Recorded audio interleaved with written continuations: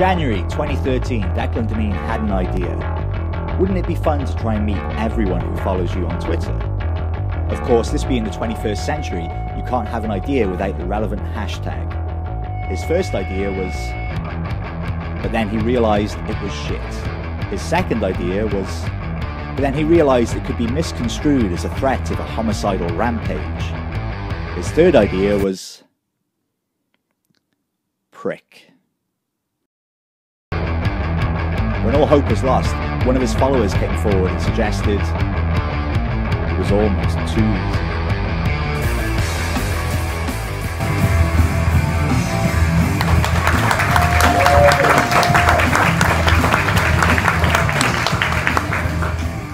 Hello, my name is Declan Dineen and welcome to Meet and Tweet. It's important to clarify a few things at first, right? I'm going to assume that most people that come see a show with a hashtag for a title are going to be relatively tech savvy, right? But let's not assume everybody is as much of a shut-in as we are. And just for the people who aren't quite as familiar with Twitter, I'm going to give a very brief explanation, right?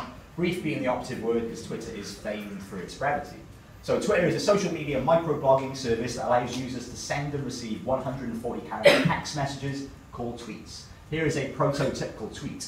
Just saw my ex with her new man, hashtag good riddance, hashtag hodor, hashtag lol, right? Hashtags are there to reinforce the central theme of the tweet, to tag it, and to add a little bit of flavour.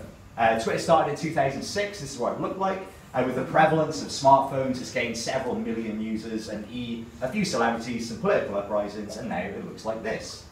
Most people are going to be familiar with Twitter, right? It's all over the news and stuff. It's much more likely that there will be people who know what Twitter is and hate it, right? I can imagine them arms folded saying stuff like, I don't care what you had for dinner, or I'll see my real life friends, thanks very much. Well listen, we can't all have real life friends. And also Twitter is a tool, right? So how brilliant it is depends entirely on how it's used. So I'm going to share with you 3 of my favourite examples of Twitter being used in an interesting way and hope to sway your opinion a little bit. First one is pentametron, right? This is a bot account. It scans Twitter looking for tweets that happen to be written in iambic pentameter. It then matches up rhyming couplets and creates poetry from the screaming of the masses. So I got the anger of the burning sun. Go fuck yourself, sincerely, everyone. The broken-hearted to the walking dead, no better feeling, share fresh and bed. It's a beautiful account.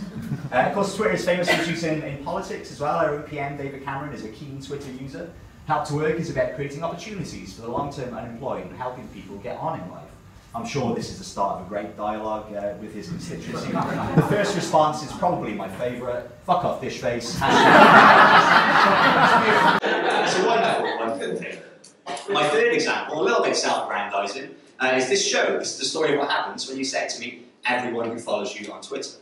So, we all know what Twitter is now, but this is a show about me meeting my followers. So who am I? This is my name, this is my Twitter handle. It seems appropriate to start with my Twitter bio, which is I write scripts and perform tricks. I lie for money, essentially. Good lies, though, like rom-coms and pro wrestling.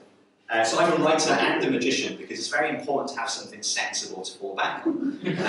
Here's a very brief part of history of my life. This is me as a child. This is me as a teenager. This is me in my early 20s. This is me in my later 20s. And this is me at the festival just a few years ago. So, let's begin. I wish this story had a better beginning, right? As inciting incidents go, this one is a total stinker because this whole thing started with just a stupid idea that popped into my head. You know, one of those ideas like, oh, I wonder if I could ride that dog, or I wonder if my head would fit in there. You know, it just popped into my head. I wonder if I could meet everyone who follows me on Twitter.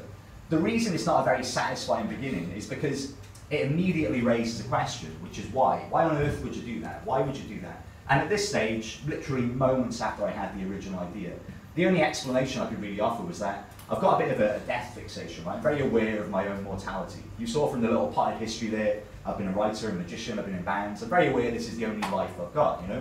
To quote Thoreau, I went out into the woods because I wanted to live my life deliberately. I wanted to live deep and suck out all the marrow of life, and not, when I came to die, find out I had not yet lived. Or as the kids say, hashtag YOLO. So this one time, I had this idea to try and meet everyone who followed me on Twitter.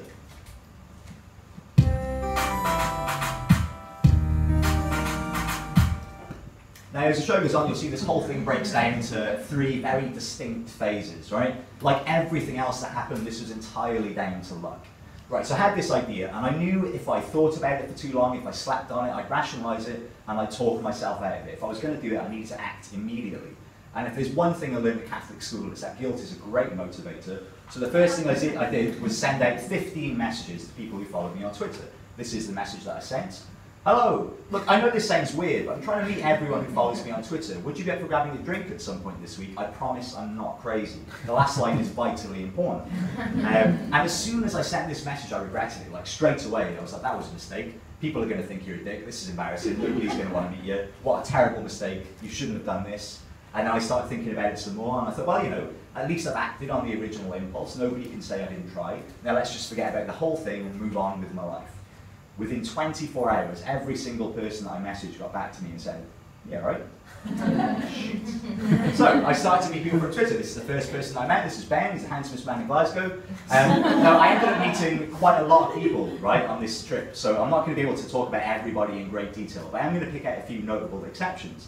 Ben is notable for several reasons, right? Obviously, he's the first person I met, so that's quite notable. Secondly, Ben came up with the hashtag meetandtweet, so he's responsible for the title of the show.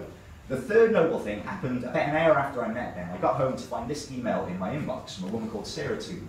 Hello Declan, I'm a nosy journalist getting in touch because I saw you tweeted that you're trying to meet all of the humans who follow you on Twitter.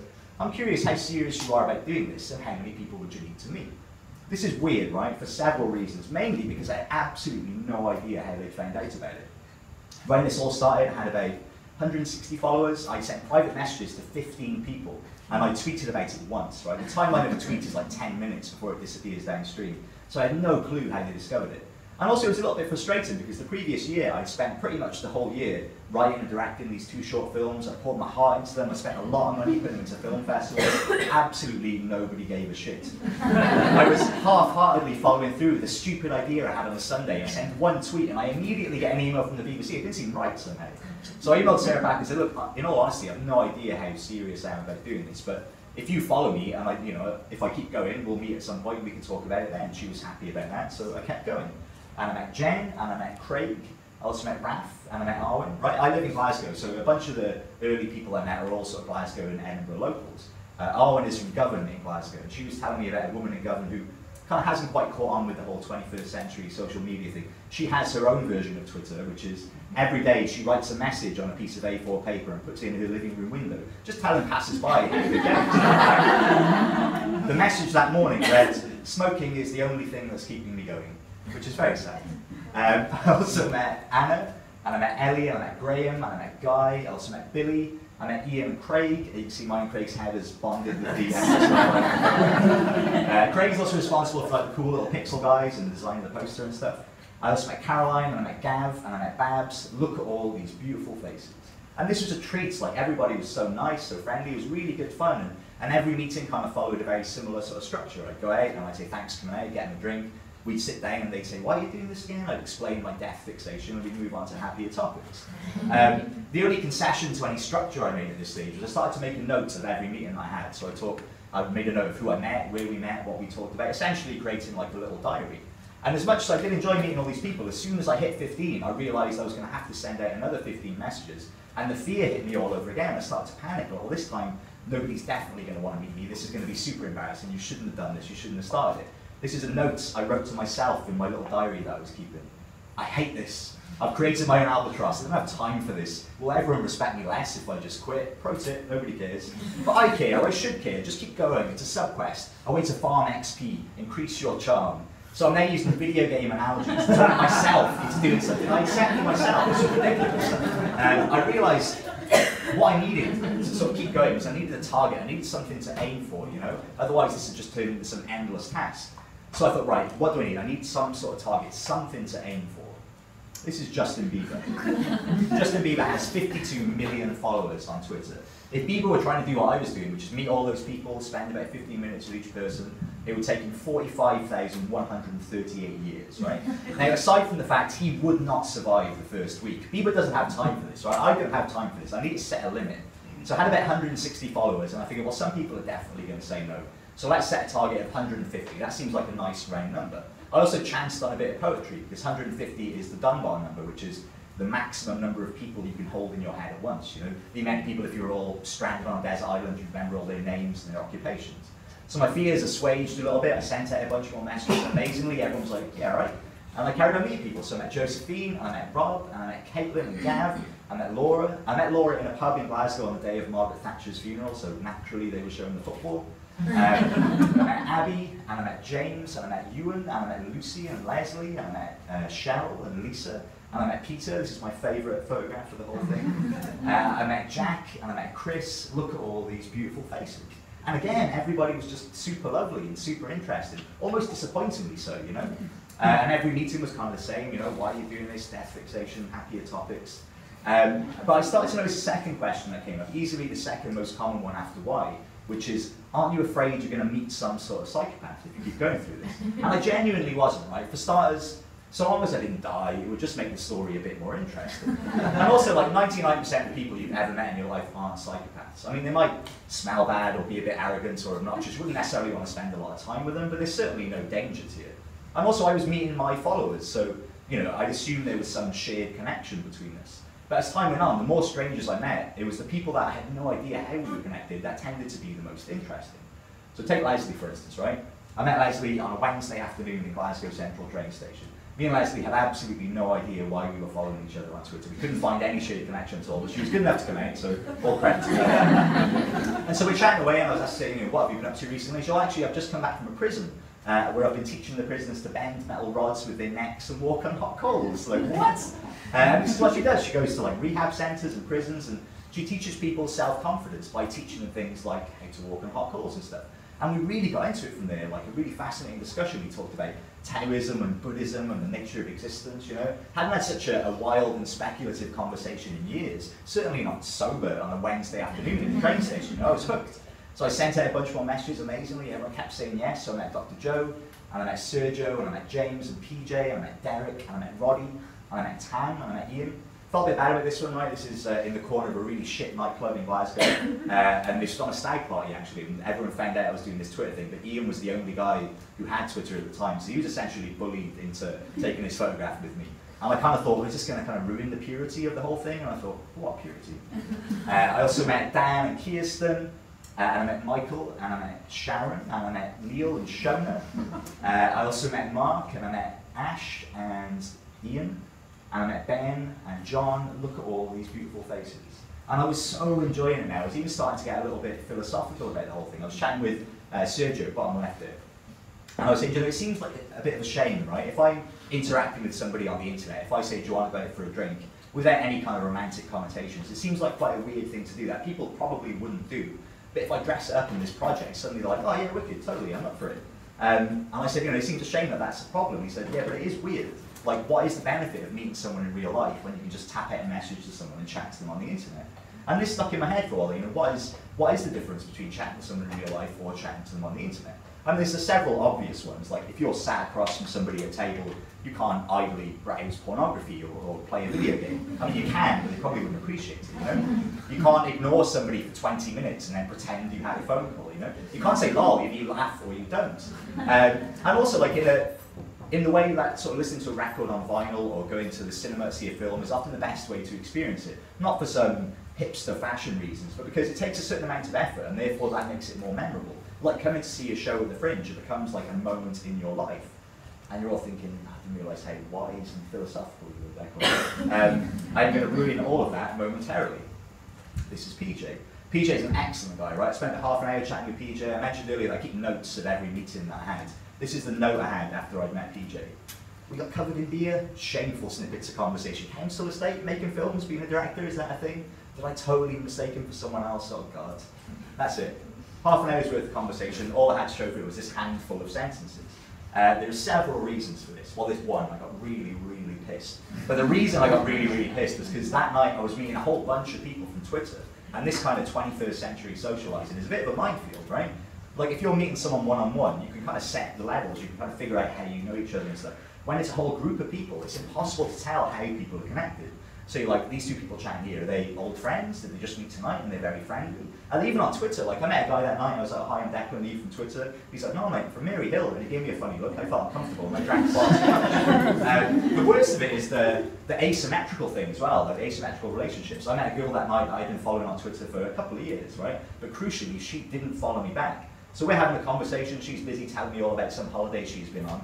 And all the while in my head I'm thinking, at what point is it appropriate for me to say, no, it's fine, I know all about your holiday, I've seen the photographs. Just a really creepy thing to say to somebody you just met, you know?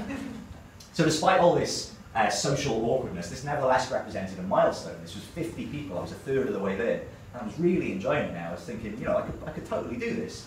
But I realized if I was going to do it, I'd need to start taking it a bit more seriously. I'd need to start traveling.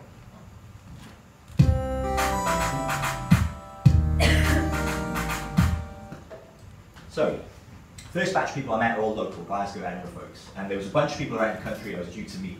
This required an awful lot of planning, right? This is what I was aiming for. I had 14 days to meet at least 50 followers, and I ended up traveling 1,825 miles.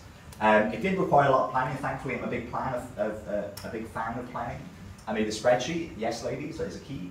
So this is everybody who follows me on Twitter. This is their location, their bios, whether or not I contact them, if they're interested or not.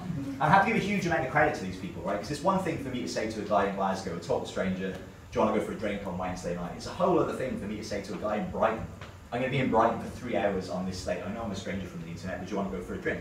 And they all said yes, so huge credit to these people. This is the route that I took. Not in a straight line, obviously. I travelled by train, so I got lots of tickets.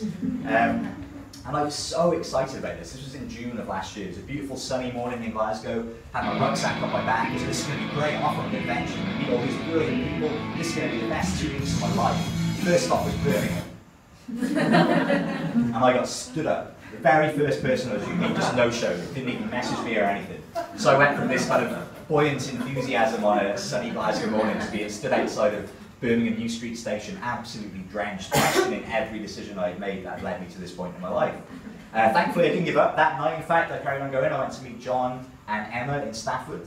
Then I went to Nottingham, where I met Tom. Tom is the first person on the list who isn't a human being. I mean, obviously, he's not a robot or anything, but Tom is the University of Nottingham. I have no idea why the University of Nottingham will follow me on Twitter. I've never been to Nottingham in my life. But Tom ran the social media account. He was kind enough to take me out, give me a tour of the university. He's a lovely guy. He writes crime fiction. He's a big fan of music. From there, I went to Derby, where I met Ben. Had a few hours to kill in Derby, so Ben gave me a kind of personal tour of Derby city centre, which basically entailed him pointing out all the really shitty clubs that used to be toy shops where he used to buy his Transformers. A lovely little personal anecdote. From there I went back to Nottingham where I met Dave, and then I was going to London. I was meeting a lot of people in London, so I was trying to be on my best behaviour. I got in on the Friday night and I met Dan and Mike, and I met Nick, and I met Chris. Now, I was genuinely trying to be good, you know, early night, got to see all these people. Unfortunately, I was staying with Chris, and Chris is an appalling influence. So my early night transformed into a lock-in in a pub in Dalston until about 5 AM, where I inadvertently started a magic off with some guy. Some guy found out I did magic, I did a trick, he got weirdly aggressive about it, started doing magic back at me. Imagine the state of these two pissed guys doing terrible magic back at me. Everybody else lost interest by this point. So a few hours sleep, horrendous hangover, but you know, I had people to meet, so I went out and I went and met Barry and Joff, and I met Dave and Olive, and I met Chris, and I met Laura. Look at all these beautiful faces. And as much as I was enjoying this, I think the exhaustion and the hangover all caught up with me, and I found myself in London on Saturday night, just desperate to be on my own, like really that's all I wanted to do. And I was meant to be staying with Chris, but God knows what happened if I'd gone back there. So I decided to book myself a hotel, right? Because this is the hashtag irony of the whole thing. I'm not a particularly social person, right? I don't even tweet that much. This whole thing has been just sheer momentum that kept building and building and building. So I got this hotel in London. It was extortionate. I mean, it was fine. It had like all mod cons, but also all within arm's reach. It was a cupboard. But it was fine. And I woke up feeling relatively energized. I went out and I met John. Both of us look a bit sullen in this picture. This is because John had just come back from South America. He'd just done this big tour. He was quite sad to be back in the city. And also we're both writers, so we basically spent about an hour talking each other out of being a writer, because what's the point? Like, there's too many writers anyway, who needs writers? Thankfully, the next John that I met cheered me right up. He looked at my face and that was John is like the personification of boyhood exuberance, right? He did 4 full revolutions of a revolving door before bursting into the street to say hello, which admittedly makes him sound like a bit of a dick, but he's just the loveliest guy. And I left London with a skip in my step, right? First stop was Brighton, and I met Andy in the Flashbang Band. This is Andy on the left. As well as the band, right? Andy works as a tech in the local music college. And he was telling me the week before I visited, he got called into his manager's office. And they said, Andy, look, you're kind of taking the piss here. You're supposed to be helping out these kids. And all you do all day, every day, is sit on Facebook and Twitter, trying to book gigs and promote your band, right? And any sane person would be like, oh, I'm really sorry about that. I'll try and do better. Instead, Andy argued his case and said, well, you know, this is what it takes to be a musician in the 21st century. If I'm going to be helping these kids, they need to know how to book gigs and promote their band on social media. So actually, it's vital that I spend all day, every day on Facebook and Twitter. And amazingly, his manager said that's a fair point. He kept his job and he's doing very well. Brian and I then went to Bournemouth, where I met Gary and an absolutely terrified-looking pixel. Also in Bournemouth, I met Danny, right?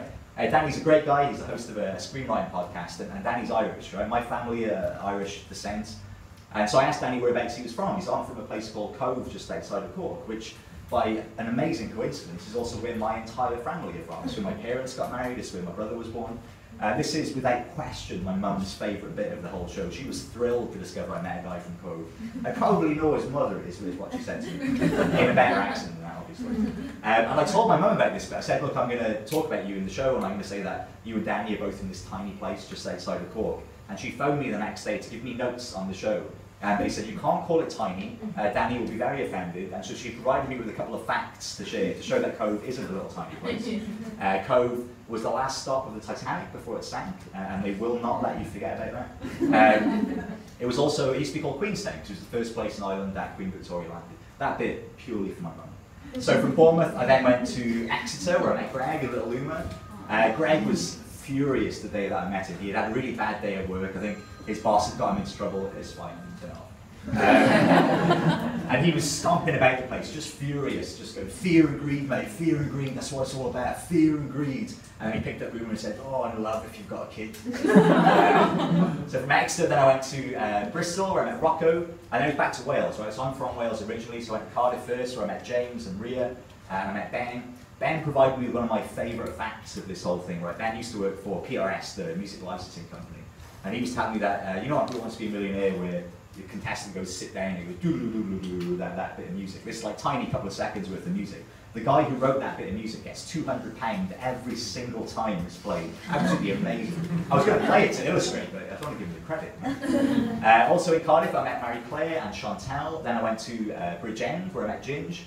Me and Ginge are like 50% of the ultimate hipster. If you combined us, we'd be unstoppable. Then it was back to Cardiff, where I met Tom and I met Adam. Look at all these beautiful faces. And this was great. I was having a really good time, and I was kind of halfway through now, so I was home. I was back in Newport, where I'm from originally. So I figured the next batch, you know, I'm going to know all these people. There's going to be friends and family. So I met my nephews. I met Kieran and Dan, and I met Sam and Dave. I met Joe. Narrowly avoided giving myself Mickey Mouse ears in that photograph. Thankfully, I nailed it in the next one. I also met Helen, and I met Chris, right? Now, I thought I knew Chris. I thought he was an old music guy that I knew, but he's not. He was a local councillor I'd never met before. This is inside Newport Civic Centre. He gave me a tour. He was a terrific guy. The only problem was he kept introducing me to people as a comedian from Edinburgh. And I kept correcting him, saying, no, I'm from Newport, I'm a writer. And he's like, sorry. And then someone else would approach and he'd say, this is Declan, he's a comedian from Edinburgh. And that kind of would have been okay as well if it wasn't for a bizarrely aggressive receptionist who, when he introduced me as a comedian from Edinburgh, she immediately launched it, or make me laugh then. I was like, no, I'm not a comedian, I'm a writer. You're a shit comedian. I was like, and then I explained the whole Twitter thing. So I'm like, you laugh once and I'll follow you on Twitter. So like, honestly, look, I'm not a comedian. You're shit, I don't even have Twitter. Like, this is a public office. This is like the council office of Newport. Welcome to Newport. Also in Newport, I met Philomena and I met Kieran. Oh, and I have a confession to make. I always regret this bit. So, the week I was home, there was two guys I was hoping to meet, like two of my oldest friends in the world, a guy called Noel and a guy called Tim. I've known both of them since before we even went to school, right? I keep in touch with Noel, he's one of my best friends, I see him often. Tim, I don't see so much, every couple of years maybe. So I knew I'd see Noel, but I wasn't sure if I'd get a chance to see Tim. The week I was home, Noel's dad died, right? And because I am a monster, my first thought was, oh, do you know, I reckon Tim will be at the funeral, though. And I thought, no, I can't think that. And then my second thought was, even if he is, I kind of hope he sticks around afterwards, because there's no reasonable way I can get a selfie at a funeral. And every day I do this bit, and every day I'm silently judged by the audience. And of course I didn't say anything. I'm not a monster. You know, Tim was there. I did a little inward fist pump. I didn't say a word, paid my respects. I didn't mention anything about the Twitter thing for, I guess, until about 13 hours of solid drinking later. This was a big Irish Catholic funeral. We all got absolutely wasted. And then about 1 AM, after God knows how much whiskey and puccino, I was then like, okay, I'm doing this Twitter thing, let's do a photograph. You can't quite tell how drunk I am in this picture with Noel, but you absolutely can in this picture with Tim, with my full-on Marty Feldman eyes. For context, this is my Feldman. And this was like, I was quite happy I got the photos, then I woke up the next day, I was staying at my mum's, and she'd like left a bowl by the side of the bed. I was like, oh God, I'm 30 years old, I shouldn't be doing this.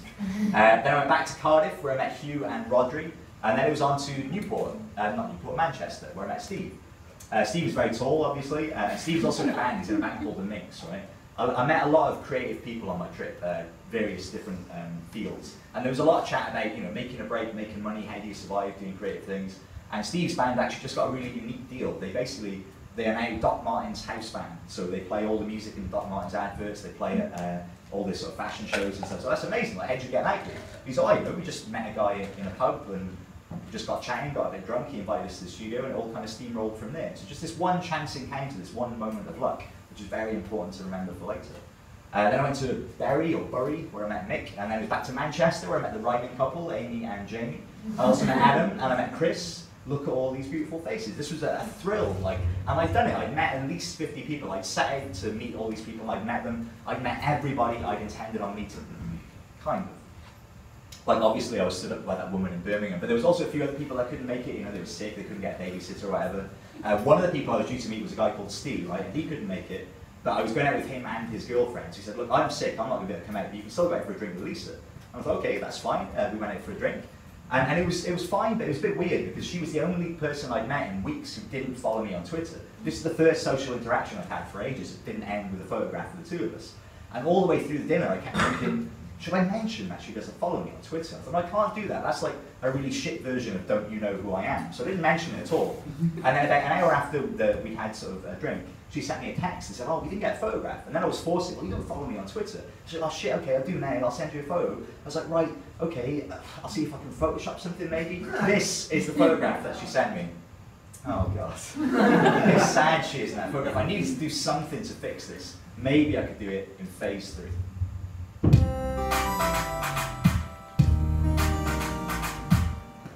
So, 100 people, I was almost there, only 50 people left to go. And there are a few people local to Glasgow and Edinburgh, but the majority of the last 50 were international, right? People all over the world, people in America and Finland and France and China and stuff. And I needed to figure out a way of meeting all these people. And everybody is going to be very disappointed because I realized I could just use Skype. Which admittedly isn't quite as exciting as me jetting off all over the world. And as much as I would have loved to have gone to Finland for an afternoon for a coffee, I couldn't quite sort of justify it in my budget. And also, you know, reassess what you think is amazing. This is Skype, you know, this is Star Trek stuff, this is technology of the future. Skype enabled me to transform this into this. Look how happy we both are in this picture. So I met a bunch of people on Skype. The first guy I met was a guy called Mark, right? And every meeting I've had so far ended with this photograph. And so when I was chatting to Mark on Skype, I realized, oh shit, how am I going to get this photograph? I hadn't really thought it through. So acting on impulse, I made a very bad decision and inadvertently created quite a sinister image, right?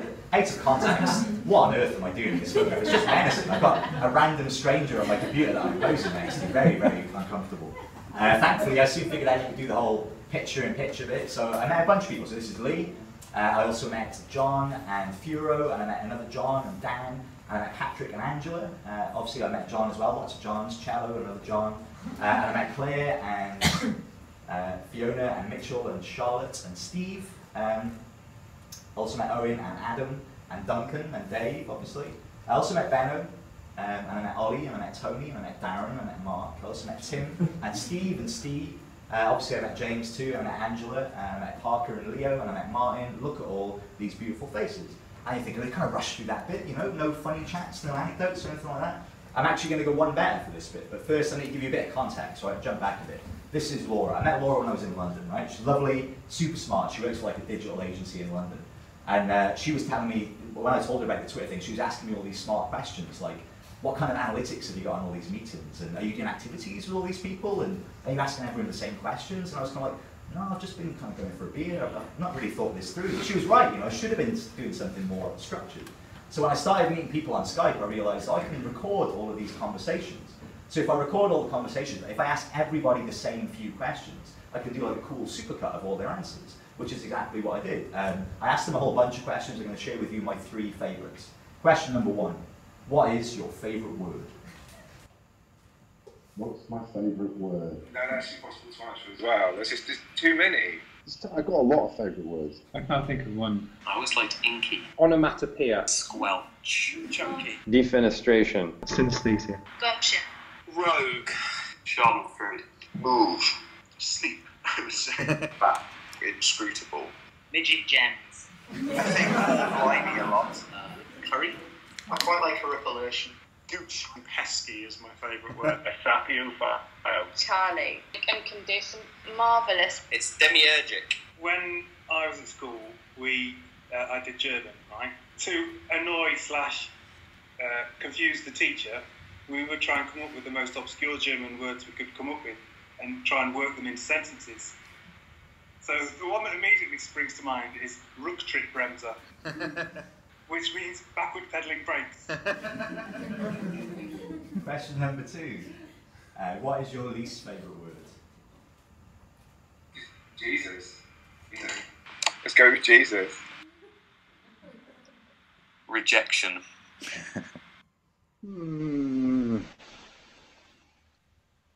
Like. Twat. Weird. Cauliflower. Well, I'm sure there must be one. Taxman. There you go. Misery. Blancmange. Any acronym. Probably at the end of the day. No. Guilty. Honestly, it's moist. Tepid, probably more than moist. Actually, no. Vibe. When someone just says like, oh, give it more vibe. Like, I really don't like mate. Oh God, I don't know. It's okay, mate. Mate, hey mate. I don't think I've ever been called mate by someone who is actually my mate. Brainstorm, I think would be my his favourite word. I think words are great. So I haven't really got a word that I actually dislike. Wanna say cunt. No. Oh, frankly. Oh, I mean, probably something that just sounds disgusting, like flange. Question number 3. Hold on to your butts. What is your favourite swear word? Favourite swear word? Yeah. Oh, cunt. Plain old cunt or booby. Cunt. I do like the C-bomb, I have to say. Cockhead. shit. Fuck. Ass face. That's fuck, I guess. No, I say fucking. Twat, which is obviously a conflation of cunt and twat. It'd probably be shit. Cunt is my favourite. Sexy cunt. Bollocks. Cunt. Gooch. Fuck. Cunt. It can't really be fuck. It's definitely fuck. It's definitely gonna be fuck. My favourite swear word is Jew.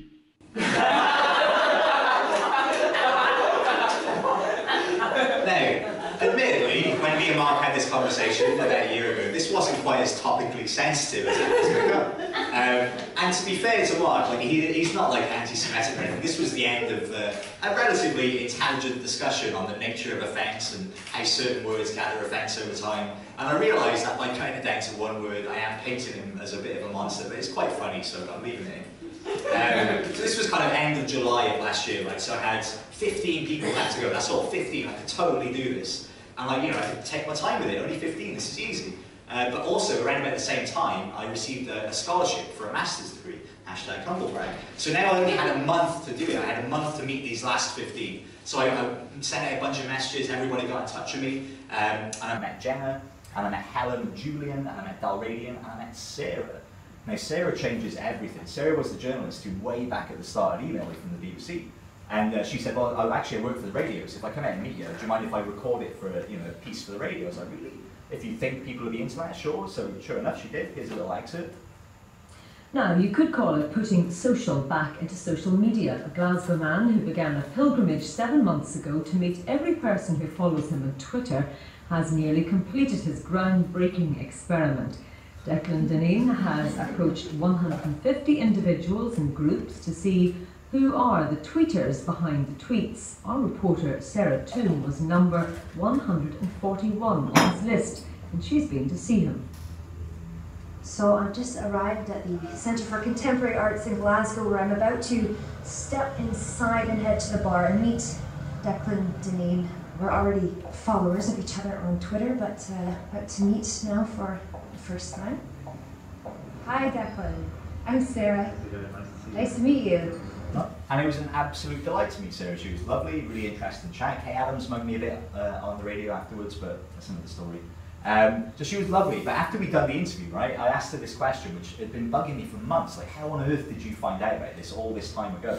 And she's like, you know, I'm a journalist, I use Twitter to search for news. I happened to be searching Twitter that day, and I saw your tweet about meeting people. I thought that's quite interesting, I'll send him a message. So basically, it was just sheer luck. There was this one tiny 10-minute window where I sent a tweet, she happened to be looking at Twitter. And that's the only reason that brought us together, this one tiny moment, which is very important to remember, because this is where it all goes a bit nuts, because a few days after this, another guy from the BBC contacted me and said, oh, we're going to run a piece on the news website, is that right? I was like, really? Okay. And sure enough, a few days later, meet and tweet, the man who met his Twitter followers. I cannot stress enough how ridiculous this is, right? Like, this is a stupid idea I had, and suddenly it's on the BBC News. This is most people's homepage at work. So all that morning I was getting messages from people saying, holy shit, you're on the BBC News. Holy shit, I'm on the BBC News. I know, right? This is nuts. But an hour after that, this happened. This is the next web. It's a big American tech blog. They ran the story as well. I was like, why is this happening? Like, who cares about this silly story? Like, way back at the start, I wrote this note to myself, pro tip, nobody cares. Turns out a lot of people cared about this story because it subsequently went on to become international news. This is France, who are quite keen on the story. Germany thought it was great. The Huffington Post thought it was good. Times of India thought it was hilarious. This was in the press in India as well. This is Italy, thought it was great. Japan loved it. China found it hysterical. This is Saudi Arabia, Brazil. Turkey were quite keen on the story. This is Iraq. Like, it's unbelievable. This is the Independent newspaper, right? The guy interviewed me for the Independent, and I'm thinking it's going to be like a little supplementary story in one of the glossies, but it's not. This is the actual full third page of the newspaper. Finally, I've made it to page 3. And it gets even weirder. It gets even weirder. Check this out. Haben Sie diesen Mann schon mal gesehen? Nein, schauen Sie lieber noch mal genau hin, denn Declan Dineen könnte vielleicht schon bald vor Ihrer Haustür stehen, denn der mittlerweile kahlköpfige Schotte hat sich zur Aufgabe gemacht, alle seine 150 Twitter-Follower persönlich zu besuchen. So in case you hadn't already guessed, this is German television running a story about this.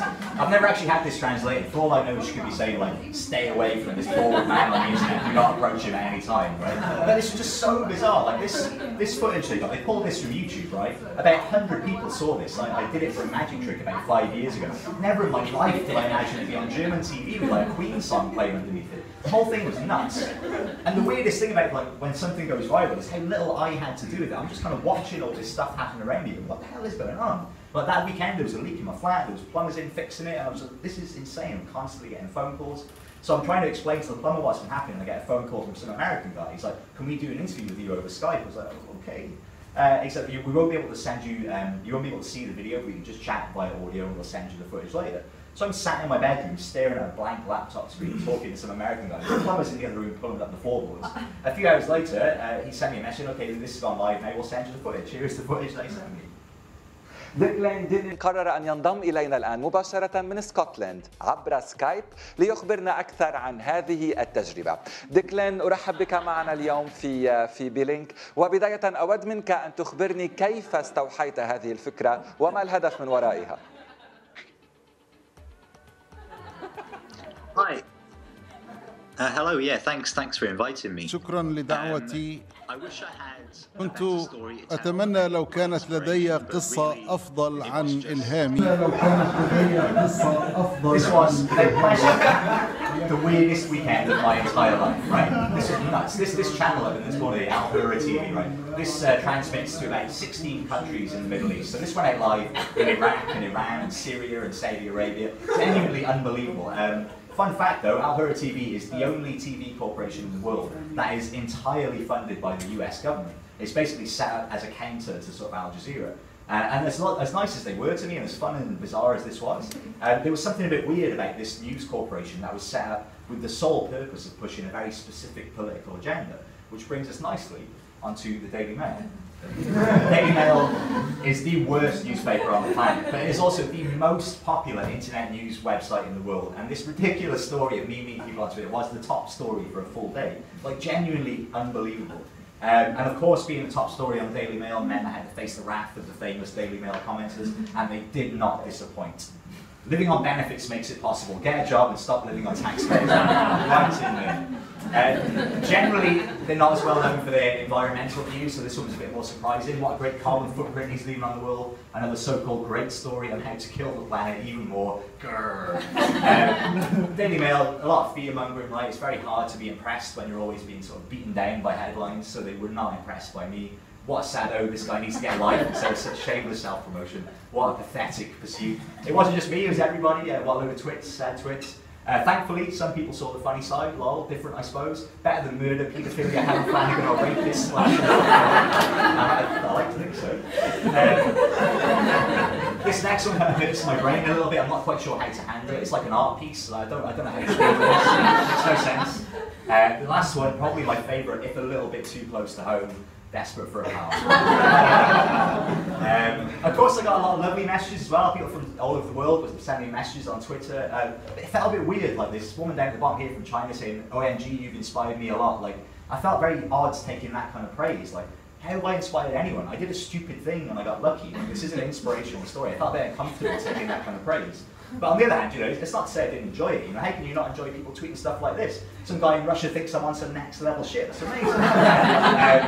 And my favourite is Jonas. This is Jonas in Germany. You can visit me. I'm in Germany, in the near of Frankfurt am Main. I love horses and have some spiders. He's attached a photograph, and sure enough, tanks filled with spiders and photographs of horses. I love a man with conviction. So with the story going viral, it was all over Twitter as well, so people tweeting about it all over the world. You can see down at the bottom here, this is a tweet from Benny saying, "I'm sat across from Declan Dineen and we're both sat in silence checking Twitter." This is the photograph he's attached. The reason my face is like this is because of this, right? Not the story itself, the story is fine. The issue is the headline, #meetandtweet. One man's mission to meet every one of his Twitter followers. That was not my intention. I purposefully set myself this target so it didn't turn into some Sisyphean task. But of course, this is the story that went viral, so I got a lot more followers. Like, when I started this whole thing, I had about 160 followers. The more the story propagated, the more followers I got. It peaked at around about 12,000, which is insane. But there was one moment, right, one afternoon, where, like, in a half an hour period, I suddenly got 5,000 followers, like in a big chunk. I could see the sort of the follower count ticking over. It made no sense to me. I was like, how has this happened? Has it gone out on the radio or something? It just seemed very, very bizarre. So I thought, well, you know, I've got all these followers. I'll send out a message. I sent out a tweet, said, "If you followed me in the past half hour, would you let me know how you found me?" Now, bear in mind, I just got 5,000 new followers, right? I got one response, and it was not particularly useful. "You fucking buy follows. I didn't follow your faggot ass. Stop paying for follows, fucking fag." So, not useful and highly offensive. And some of you might be thinking, "Oh, you buy followers? Can you buy followers? Is that a thing?" Welcome to the internet. Everything is for sale. You can buy followers, you can buy Facebook likes, YouTube views. They're not even that expensive. And you can kind of see why this social currency has become an actual currency. If you're a comedian or a band and you're trying to promote yourself to local promoters, you look a bit better than the other guy if you've got a few more YouTube views or whatever. But I genuinely hadn't bought these followers, but looking at those people, they were all kind of vacant accounts. They were the exact type of accounts you would get if you bought them. So I'm thinking, well, how has this happened? What's happened? Like, how have I got all these followers?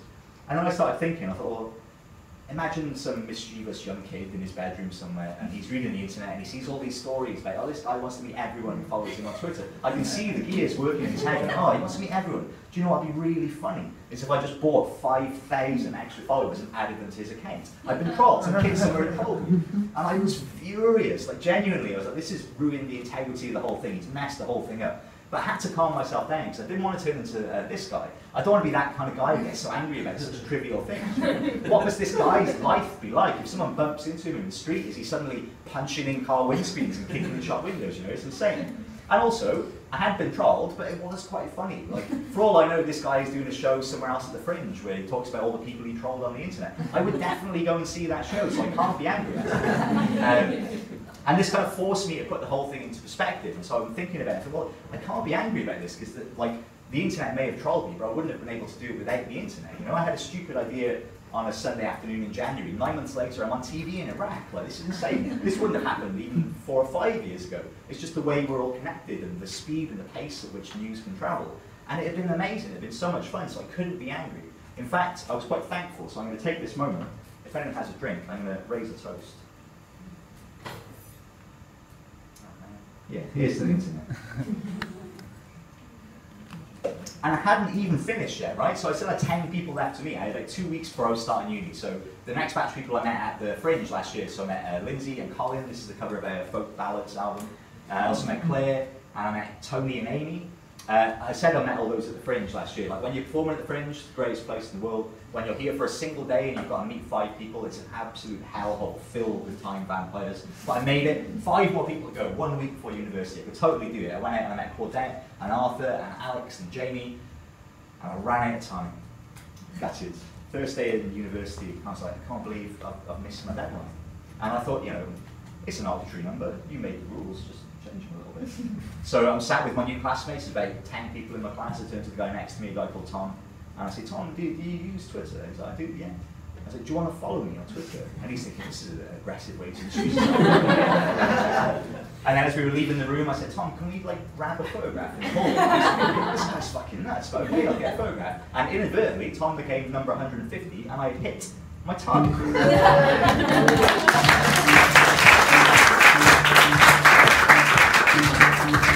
And honestly, look at all these beautiful faces. This was such a treat. Everyone was amazing, and I was kind of really happy and relieved and a little bit sad that it was over as well. But there was a little bit more to go, because when the story went viral, obviously Twitter found out about it. So I went down to Twitter's HQ. This is me at Twitter HQ in London. I'm not really that sure. I'm just leaning against the wall. And of course, this is a 21st century business, so we all did a big selfie afterwards. But then that was kind of it, and it felt a bit odd to just be leaving it sort of drift away, because it had been such a big part of my life for so long. I was like, I need to do something with it. Like, I can't just forget about the whole thing.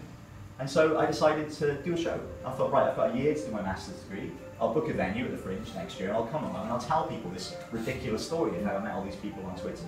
And if there's any moral to it, I suppose, it'd just be, you know, do stupid stuff. Like, I'm not advocating murder or anything, but if you've got an idea and you think, oh, I can't do that, I'll look like a dick and it'll be a bit embarrassing, you probably will, and it probably will be, but you never know who's watching, and you'll be dead one day, so who cares?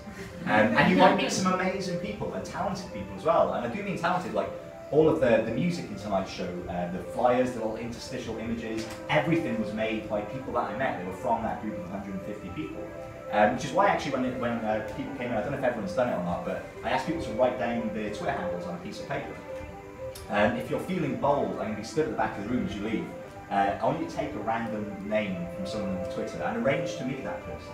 Go somewhere public, like, you know, I'm sure you're all very trustworthy, but just in case. And just go for a drink, go for a chat, you know, at the very least it'll be a good story to tell, you know. And this question of why, this question that I've been asked like hundreds of times, I've actually got an answer for it. Now I've had a year to think about it.